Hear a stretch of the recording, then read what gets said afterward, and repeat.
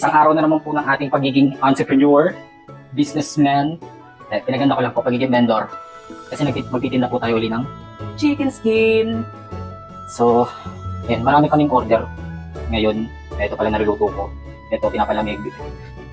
Ongoing na prito. So, kung makikita niyo sa aking suot, ano na po ako, promoted na po ako.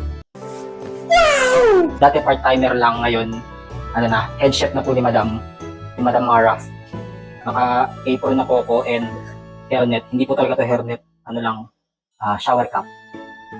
So, ayun, habang nagpiprito tayo, magbe-breading tayo ng chicken skin.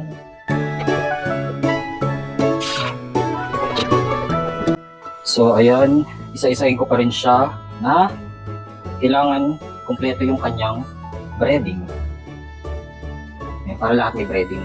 Konti lang to para purong chicken skin yung nakakain.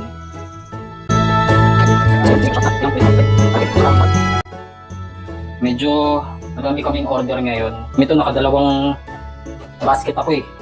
Parang total ng 11 kilos. Parang ngayong, isang beses lang naman sa isang linggo kami nagbebenta.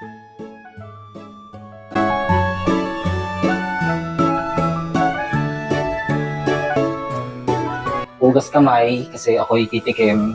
Ito yung kakapalamig lang. Kakapalamig lang. Last kutay na isa. Ganyan. Siyempre lagi tayong UC tayo eh. Dapat may tayo. Quality check.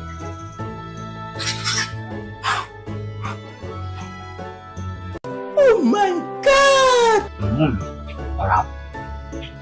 Ito, kumakain ako ng isa kada ahon. Kaya pagkatapos nito, susog na ako. Tapos meron ka pang coke. Sarap.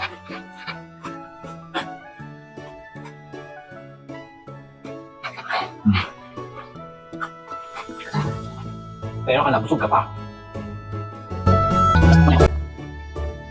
Tapos itong mantika nito, parang misis ko. Hindi ko papalitan. Hindi totoo yan.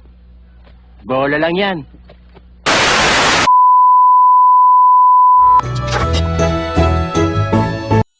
Ito po, packaging na kami.